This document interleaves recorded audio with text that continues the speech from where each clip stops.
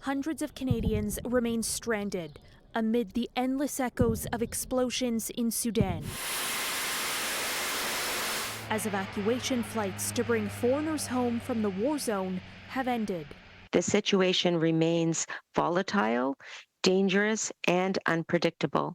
The defense minister says the Canadian military's final flights left an airfield north of the capital, Khartoum, this weekend.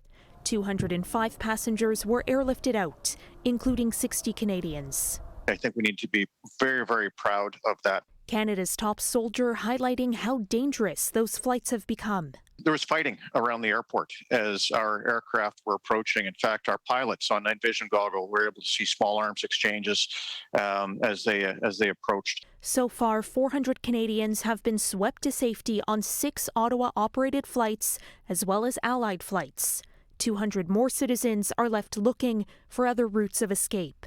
However, our work is not done. Those left behind in Khartoum now face a risky 800-kilometer journey by road to Port Sudan, where Canadian officials have been relocated, and a warship and a supply vessel are on standby in the Red Sea. In Port Sudan, it is still a permissive environment, so there's a number of options that we can look at out by sea, including our ships, or commercial, and the airfield as well is operational, and flights are going in and out. The first U.S. organized convoy carrying 300 Americans and others arrived at the port on Saturday under the protection of armed drones.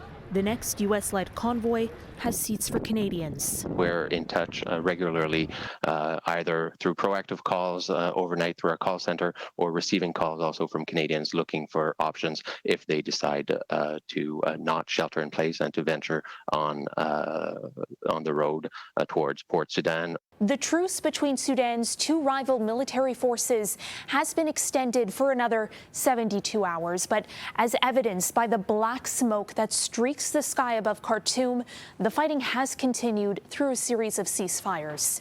Canada's Foreign Affairs Minister is currently coordinating this country's response from Kenya, which has played a leading role in trying to find a mediated solution to the conflict.